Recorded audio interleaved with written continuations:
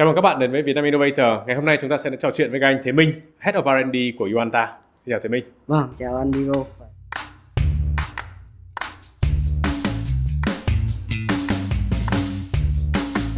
Thực ra là cái câu chuyện mà chứng khoán hoặc là nói về công ty Yuanta chẳng hạn thì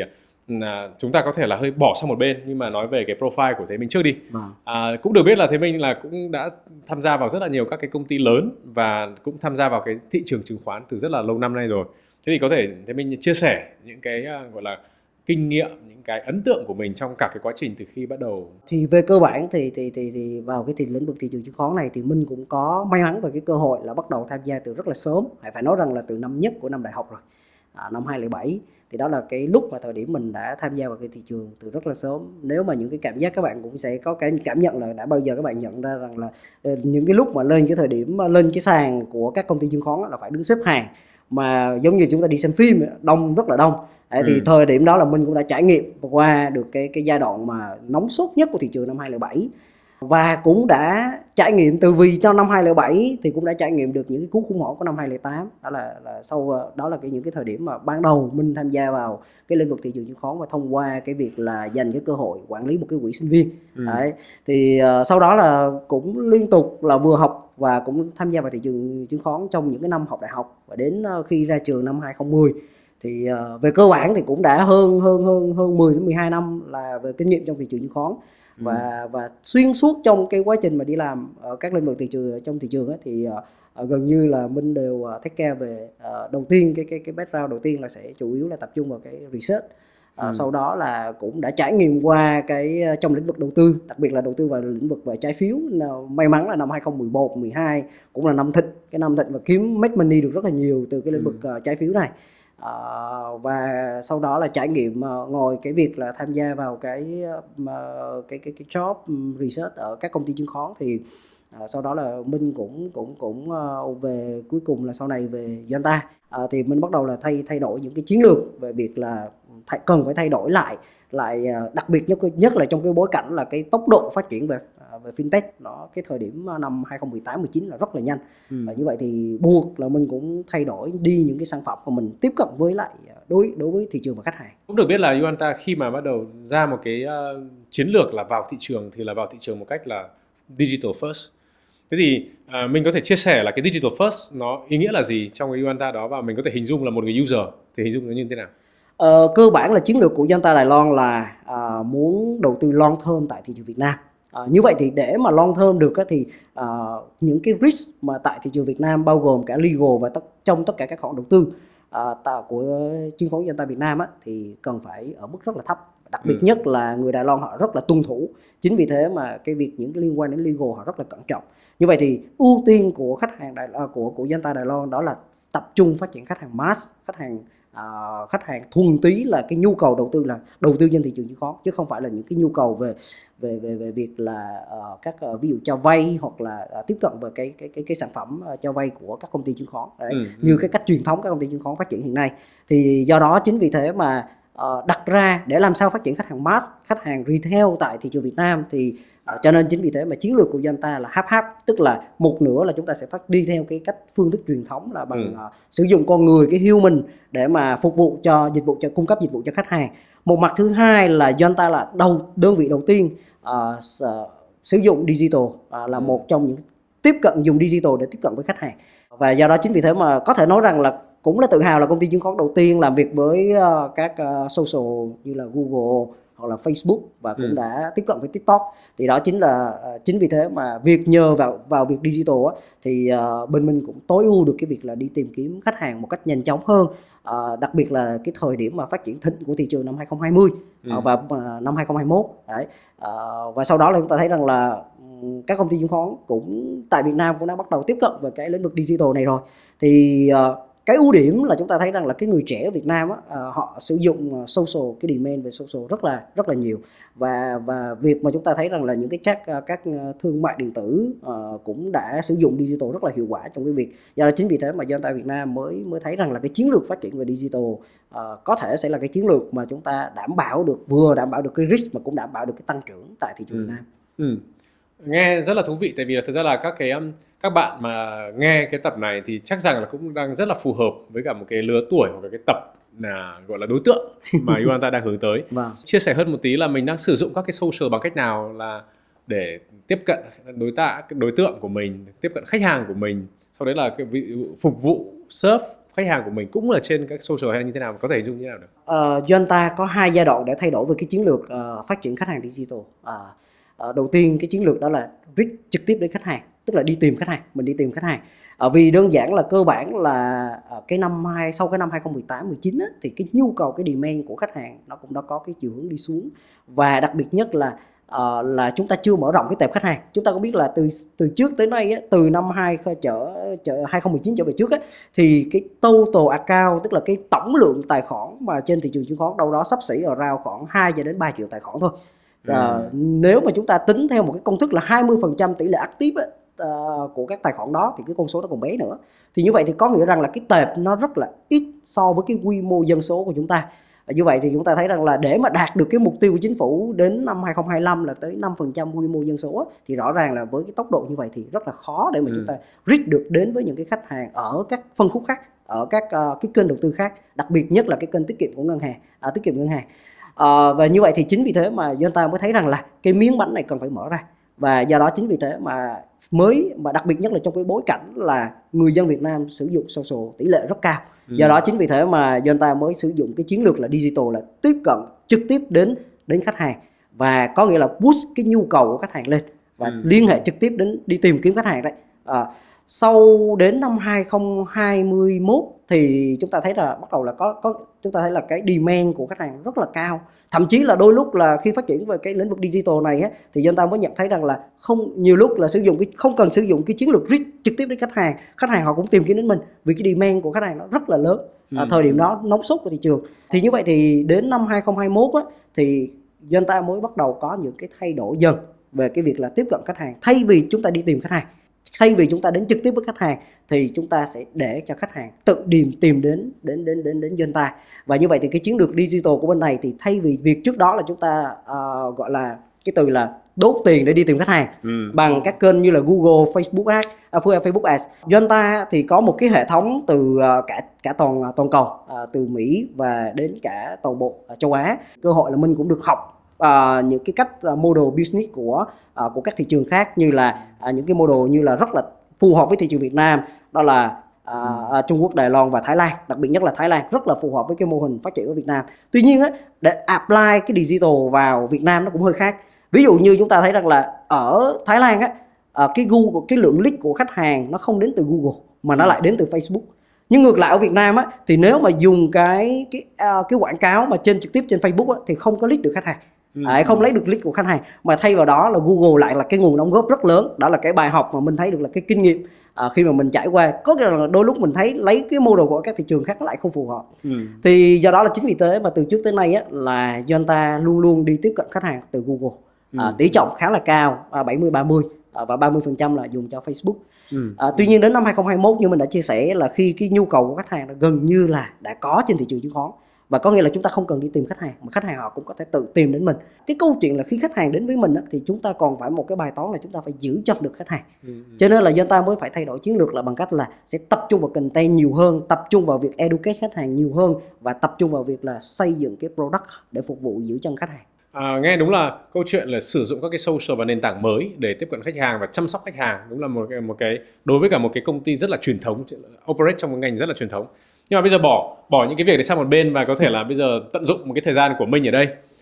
Mình cũng nếu mà tính đến bây giờ là khoảng 15-16 năm trong cái lĩnh vực này rồi. Ở góc độ của một nhà đầu tư cá nhân như là Miro chẳng hạn, thì cũng có đầu tư rồi là cũng có tiếp cận một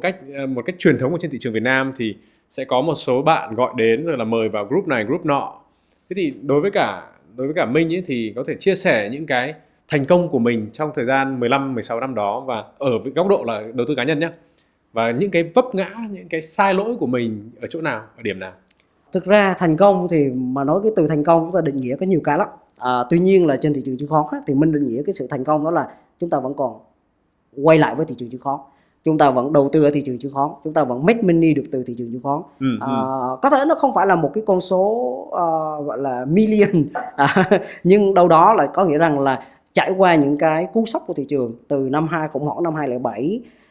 cái thời điểm lạm phát cao của năm 2010, 2011 và đến cái thời điểm thịnh vượng của thị trường năm 2020, 2021 và đặc biệt nhất là 6 tháng đầu năm 2022. Đấy, trải qua những cái giai đoạn đó và đến bây giờ là mình vẫn ngồi ở đây, mình vẫn ngồi làm việc với các công ty chứng khoán và vẫn đồng hành với các nhà đầu tư. Thì mình cho rằng đó cũng là tạm gọi là một cái sự thành công mà mình đã gắn bó với cái thị trường này. Tuy nhiên là nó cũng đã trải qua, rõ ràng là bao giờ trong cái thành công đó nó cũng vấp ngã rất là nhiều thứ và chúng ta cũng phải thay đổi cái mindset của mình. Đối với thị trường chứng khoán thì rõ ràng là theo mình thì nó sẽ có hai cái mốc thời điểm để thay đổi cả cái quan điểm của mình và cả cái thị trường chứng khoán luôn. Đó là cái mốc trước 2018 và cái mốc sau năm 2018. Trước 2018 chúng ta thấy rằng là cái cách mà traditional phát triển và cái model của các công ty chứng khoán nó vẫn còn rất là lớn và cái tư duy đầu tư của các nhà đầu tư nó vẫn là gọi là tương đối khá là hạn hẹp và không có nhiều cái trường phái, không có nhiều cái hình thức đầu tư vào thị trường. Thì chúng ta thấy là do đó chính vì thế mà trước năm 2018 là chúng ta thấy là gọi là nhà đầu tư truyền thống nó vẫn giữ cái mindset rất là rõ ràng trước đó. Nhưng mà sau năm 2018 thì cả tư duy của mình và tư duy của nhiều nhà đầu tư trên thị trường, đặc biệt là những nhà đầu tư theo kinh nghiệm trên thị trường, gọi là những big boy, người ta gọi là những big boy, những cái nhà đầu tư lớn trên thị trường thì cũng đã thay đổi rất là nhiều. Sự thay đổi này nguyên nhân là vì đâu? Là đơn giản là do công nghệ, do technology nó đã thay đổi rất là nhiều và tư duy của mình cũng bị thay đổi. Và từ cái sự thay đổi đó nó có hai cái sự thay đổi trong cái mindset tư duy đầu tư của mình và thay đổi trong cái việc là mình cung cấp cái service đó ra cho khách hàng thì nó cũng thay đổi rất là nhiều. Mấu chốt và vấn đề đó là nhờ cái sự phát triển về mặt công nghệ.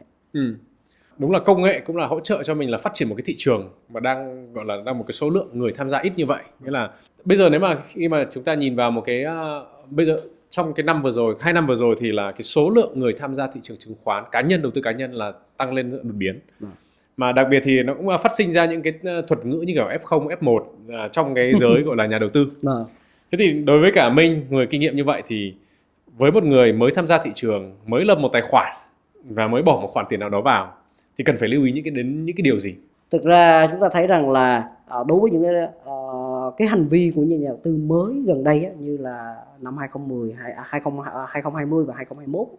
thì theo mình là cũng là những người là cái người mà gọi là cung cấp dịch vụ và làm việc trực tiếp đối với những khách hàng cá nhân, cho nên mình thấy là có thay đổi rất là nhiều. Vì chính cái sự thay đổi đó là buộc mình cũng phải thay đổi, theo. Tuy nhiên là cái sự thay đổi đó nó vừa là cái điểm tích cực cho thị trường bằng cách là chúng ta thấy là cái liquidity, cái thanh khoản của thị trường nó tăng rất là mạnh năm 2020 và 2021. Tuy nhiên chính vì thế đó nó cũng tạo ra một cái hệ lụy là cái sự ào ạt khi những cái cú sốc của thị trường giảm xuống, và như vậy thì nó cũng tạo ra một cái làn sóng, một cái nhóm lượng lớn của nhà đầu tư rời bỏ thị trường. Thì mình cho rằng là nó nằm ở một cái chỗ là từ trước tới nay nó vẫn một cái bài học như cũ thôi, đơn giản là cái experience. Chúng ta luôn luôn phải rút kinh nghiệm, chúng ta phải luôn luôn có một cái bài học sau những cái cú vấp ngã đó. Thì mình cho rằng cái bước đầu tiên mà để mà chúng ta dành cho các nhà đầu tư mới newbie mà gia nhập vào thị trường thì mình cho rằng là chúng ta phải trang bị trước cho chúng ta về kiến thức. Cái knowledge là cái thứ rất quan trọng đối với cái thị trường này. Chúng ta khi đầu tư mua một cổ phiếu mà chúng ta không biết là cái cổ phiếu của chúng ta là như thế nào, cổ phiếu là gì, trái phiếu là gì và các kênh đầu tư khác là gì, thì hầu như chúng ta không có những cái định nghĩa đó, thì rõ ràng là chúng ta rất là mơ hồ trong cái khoản đầu tư của chúng ta, thay vì việc là chúng ta cứ đầu tư theo cái kiểu là FOMO, theo những cái hội nhóm. Cái thứ hai nữa là sau khi mà chúng ta đã có kiến thức rồi, chúng ta có một cái kiến thức và cái hành trang rồi, trong cái quá trình đó thì mình cho rằng là chúng ta có một cái gọi là cái sự trải nghiệm thử với một cái quy mô có thể là một cái khoản tiền nhỏ thôi, và cái khoản tiền đó là chúng ta phải trên cái tinh thần là ready để chúng ta mất đi. Lưu ý là chúng ta phải ready để mất đi, nhưng lưu ý là cái khoản tiền đó chúng ta gọi là tự bản thân chúng ta có được và chúng ta không nên vay nợ, thì đó là cái điều rất là nguy hiểm. Cho nên chính vì thế và chúng ta phải trên tinh thần là ready mất đi để chúng ta test thử là cái phương pháp đầu tư nào là phù hợp với bản thân mình, và cuối cùng là chúng ta phải cần rút ra được là cái khẩu vị rủi ro của chúng ta như thế nào. Điều này các nhà đầu tư rất hay bỏ qua. Ví dụ như giả sử như chúng ta là một nhà đầu tư có rủi ro thấp thì chúng ta lại mạo hiểm vào những cái cổ phiếu có cái tính speculator rất cao, kiểu như FLC. Đấy thì rõ ràng là chúng ta sẽ không chịu nhiệt được, và khi mà chúng ta vấp ngã lập tức là chúng ta bỏ đi. Và chúng ta đôi lúc hay nói rằng là ôi, thị trường Việt Nam mà fundamental hoặc là technical, cơ bản hay là kỹ thuật thì nó đều sai cả. Không phải, do cái nguyên nhân là do bạn đang tiếp cận sai, và các bạn có cái khoản đầu tư chưa phù hợp vào cái khẩu vị rủi ro của mình. Sau khi mà chúng ta có hết tất cả những cái điều đó rồi, chúng ta có sự trải nghiệm rồi, chúng ta có kiến thức trải nghiệm và đưa ra một cái phương pháp đầu tư rồi, và cuối cùng là chúng ta phải có một cái nguyên tắc đầu tư kèm với cái phương pháp đầu tư của chúng ta. Và như vậy thì khi mà chúng ta đã có một cái vũ khí trong tay, chúng ta đã có một cái nguyên tắc và có một cái phương pháp đầu tư rồi, thì như vậy thì chúng ta đi trên cái chiến trường nó cũng là chiến trường thôi. Thì rõ ràng là chúng ta đi nó cũng tự tin hơn, chúng ta cũng có đủ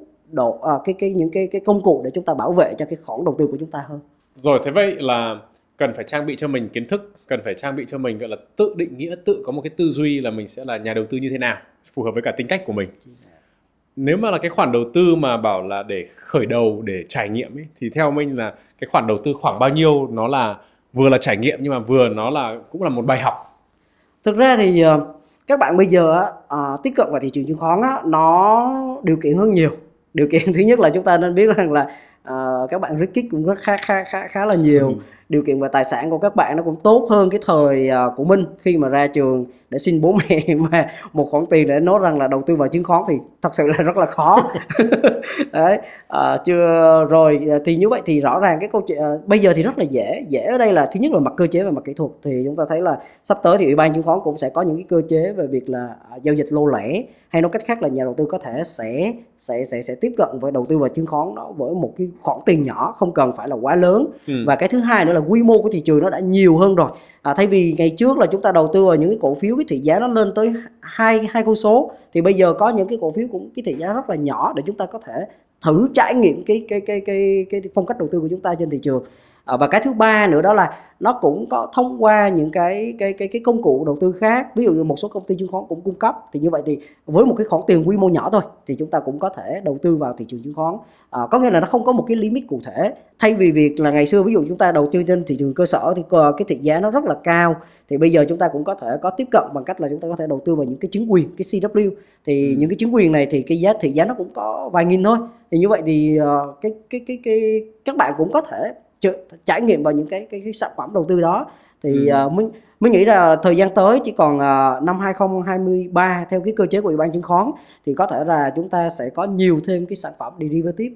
trên thị trường, sản phẩm về phái sinh. Thì như vậy thì rõ ràng là nó sẽ tạo điều kiện cho những nhà đầu tư quy mô thấp hơn có thể đầu tư vào thị trường chứng khoán. Như vậy thì theo mình là cũng nó không phải là có một cái min hoặc là cái khoản nào để limit một cái khoản nào để mà mình đầu tư. Cho rằng là bây giờ là cái điều kiện đầu tư với một cái số vốn nhỏ thì nó cũng đã thông thoáng hơn so với ngày xưa rất nhiều.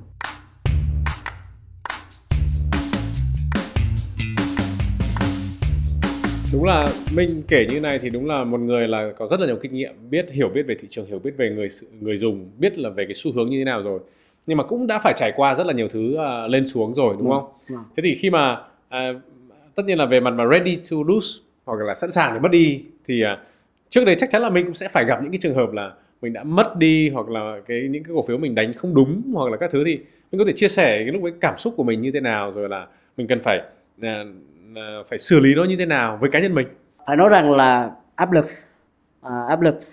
lực ở đây thì do mình là nó đến từ vừa là cái khoản đầu tư cá nhân của mình, và cái thứ hai nữa là mình đến từ cái áp lực về việc mình tư vấn cho khách hàng, nó bị những cái loss trên thị trường, và nó tạo ra những cái accident nó không mong muốn. Thì từ cái hai cái áp lực đó nó cộng lại, và mình cũng tưởng tượng rằng là nó áp lực như thế nào. Thì tuy nhiên là mình cho rằng là nó như thế này. Cơ bản là bản chất là đầu tiên là khi đối mặt với những cái áp lực đó thì cái việc đầu tiên là mình tạm đi ra ngoài này, thay vì mình ngồi nhìn bảng điện. Nhớ lại cái câu chuyện của năm 2012 khi mà ACB lao dốc rất là mạnh và ảnh hưởng đến toàn bộ thị trường, và cái sự kiện bầu kiên nó cũng là một trong những cái sự kiện khiến rất là nhiều dân tài chính, mà phải nói rằng là khi ra ngoài Highland thì rất là đông. thì cái thời điểm đó mình làm bên công ty chứng khoán Bản Việt tại Hàm Nghi, thì cũng vào ngay cái thời điểm của năm 2012 là cái thời điểm mà mình phải nói rằng là nó cũng rất là stress, và cái khoản đầu tư của mình nó cũng bốc hơi rất là kinh khủng. Thì như vậy thì lúc đó mình mới có chọn cái giải pháp là chúng ta tạm thời đi ra ngoài và chúng ta suy nghĩ lại,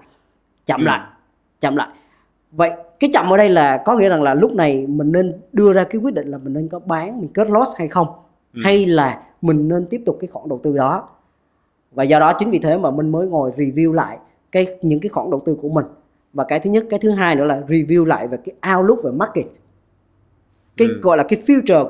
của cái thị trường này nó như thế nào. Và rõ ràng cái câu chuyện là khi mình nhìn những cái điều gọi là một cách thông thoáng hơn, thay vì việc là mở bảng điện lên nhìn một cách very short term, hiện nay là đang thấy dư bán sàn rất là nhiều, thì thay vì mình phải đối mặt với một cái stress như vậy á, thì mình nên nghĩ nó một cái hướng là positive hơn. Tức là chúng ta nên, bản thân đầu tư trên thị trường chứng khoán á, thực ra cái mindset đầu tiên để mà chúng ta tồn tại á, đầu tiên là chúng ta luôn luôn phải có cái nhìn lạc quan. Đó là cái thứ nhất. Tất nhiên không lạc quan không có nghĩa rằng là chúng ta không nên thận trọng. Mà cái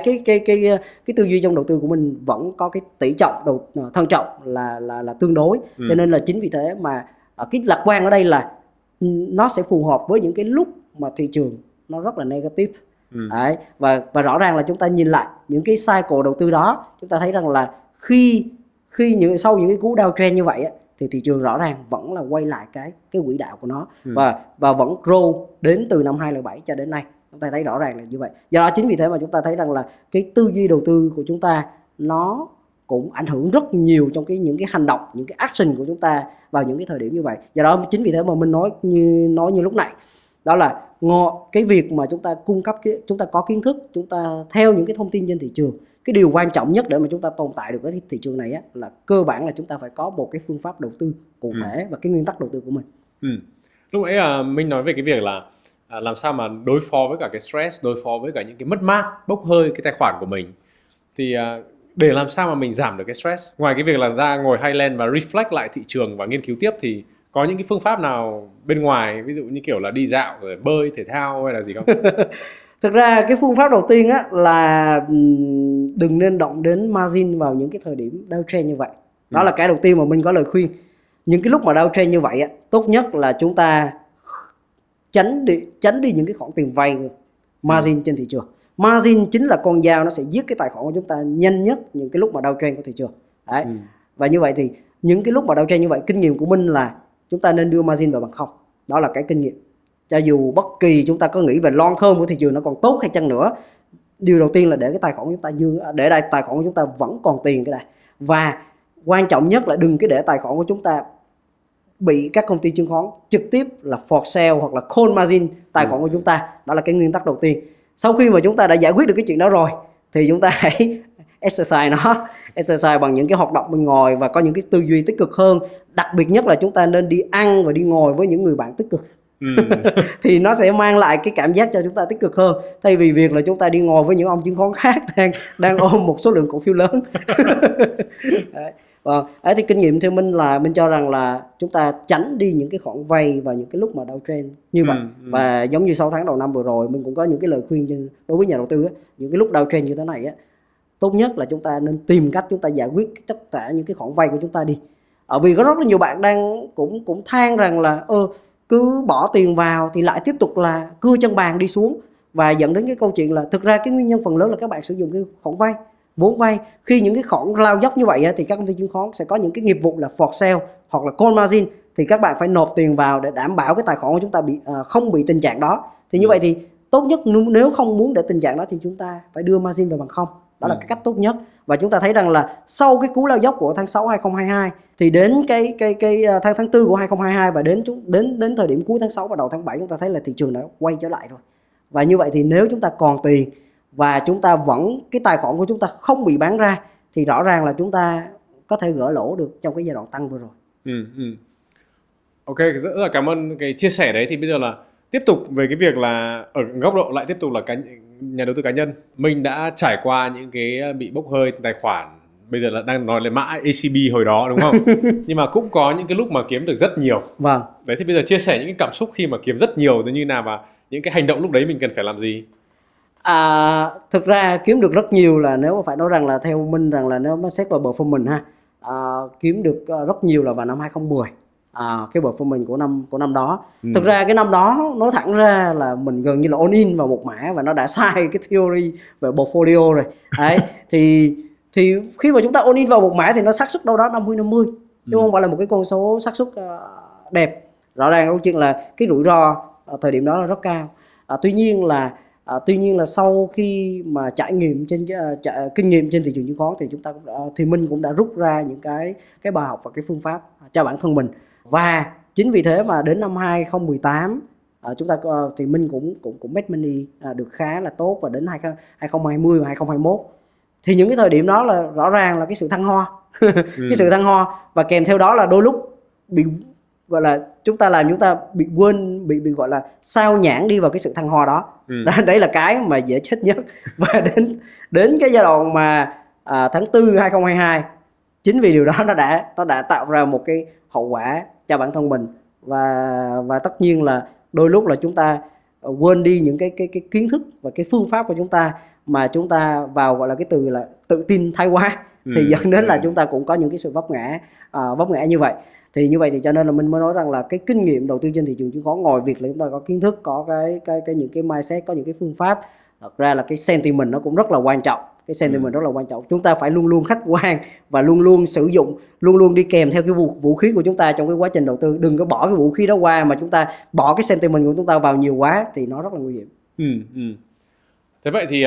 thực ra là chỗ này là nó quan trọng là cái kiến thức của mình là một phần thôi, nhưng mà mình sử dụng kiến thức đó như thế nào và mình để bị nhiều cái yếu tố khác đúng rồi tác động vào thì để làm sao, đúng không? Chính xác. Đặc biệt nhất là cái bối cảnh là chúng ta thấy là social nó phát triển rất là mạnh,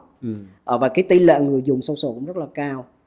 Những cái thông tin về rumor, những cái thông tin trên social nó lan truyền rất nhanh lắm. Và nếu mà chúng ta bị cuốn vào những cái social đó thì rõ ràng là chúng ta làm mất mát rất là nhiều. Và thực ra mình cũng đã thấy là những cái hoàn cảnh mà mất mát từ cái giai đoạn 6 tháng đầu năm 2022, nhiều nhà đầu tư kiếm tiền rất là nhiều trong năm 2021. Phải nói rằng là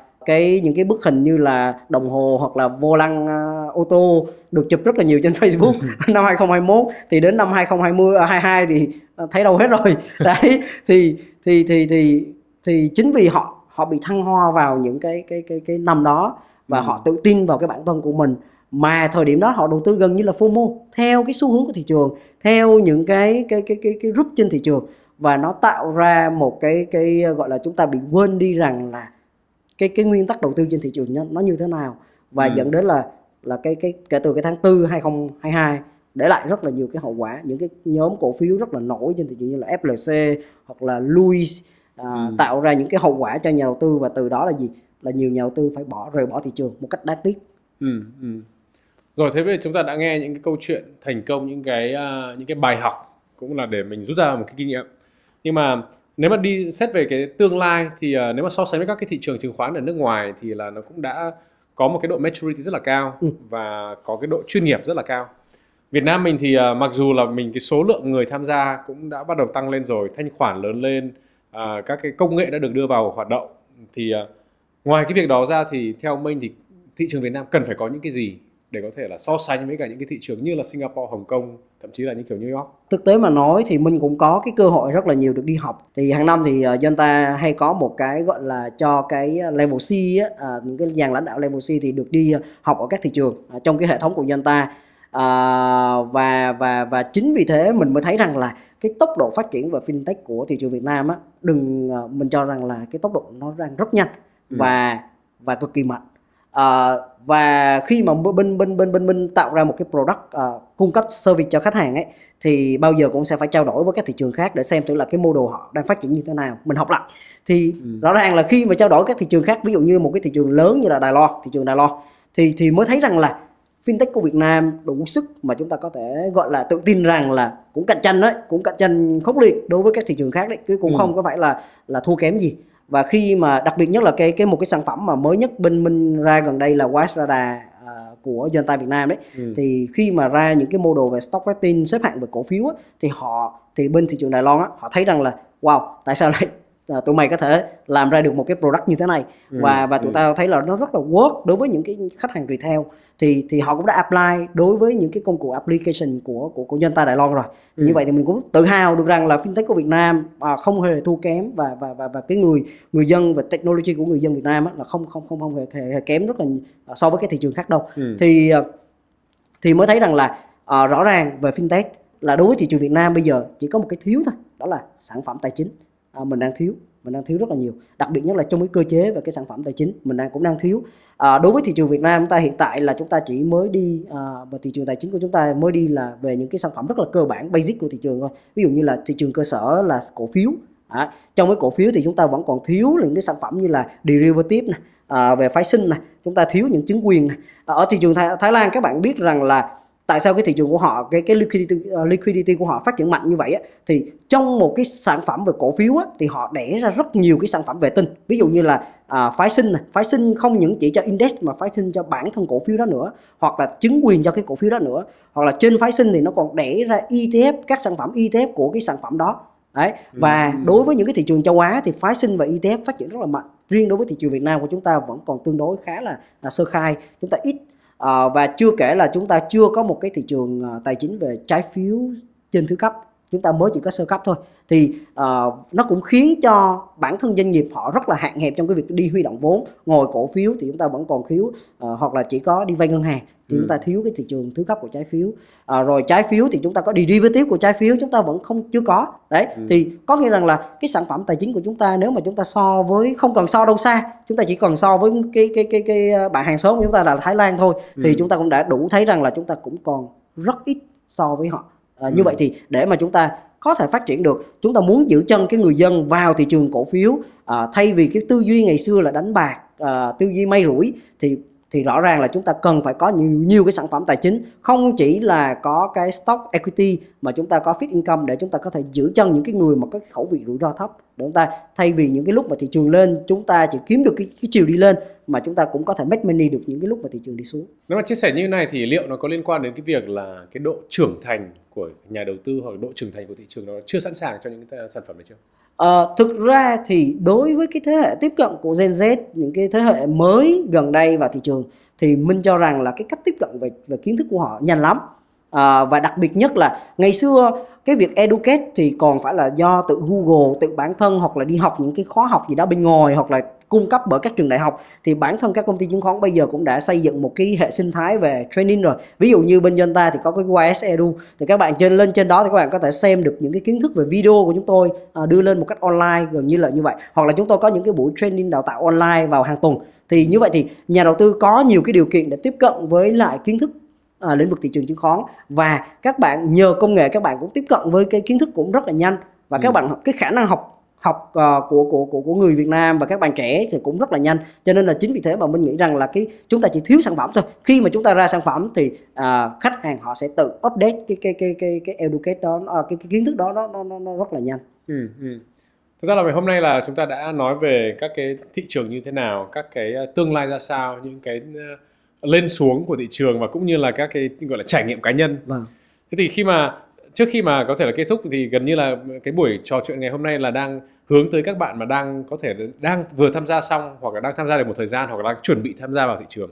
Thế thì lời khuyên của một người đang gọi là lead một cái R&D của một công ty Đài Loan như vậy thì sẽ là những cái lời khuyên gì? Lời khuyên á, thì mình cho rằng là đối với đặc biệt là đối với những cái bạn trẻ bây giờ, chúng ta thấy là cái tốc độ của các bạn, phải nói rằng là mình quản lý một cái đội ngũ trẻ, cho mình thấy rằng là cái tốc độ của mình nó cũng hơi chậm hơn. Nhưng mà chính vì chậm á, thì mình có một cái hay, đó là mình chậm để mình nhìn lại. Bởi vì khi mà mình làm trong một cái đội ngũ như vậy thì mình sẽ phải đưa ra một cái quyết định là mình nên đi theo cái hướng như thế nào. Và do đó chính vì thế mà mình phải chậm lại để mình xem từ cái strategy của mình nó có phù hợp đi cái định hướng đó hay không. Do chính vì thế mà kể cả trong đầu tư cũng vậy, chúng ta cũng đôi lúc là chúng ta đưa ra những cái quyết định nhanh, có thể nó sẽ giúp cho chúng ta tiết kiệm được cái chi phí, hoặc là cái chi phí cơ hội của chúng ta nó cũng thấp hơn. Nhưng mà đổi ngược lại cái risk của chúng ta, cái rủi ro của chúng ta nó sẽ đối mặt, nó lớn hơn nếu mà chúng ta không có đầy đủ những cái kiến thức và đầy đủ những cái công cụ. Và như vậy thì cái lời khuyên của mình đơn giản vẫn là câu chuyện là chúng ta nên cho chúng ta một cái hành trang đi, cho chúng ta một cái vũ khí. Mình hay nói cho bản thân của chúng ta vũ khí bây giờ nó rất là nhiều. chúng ta cũng có nhiều cách để chúng ta tiếp cận những cái vũ khí này. Trên thị trường chứng khoán thì có rất là nhiều cái phương pháp đầu tư, phân tích cơ bản, phân tích kỹ thuật,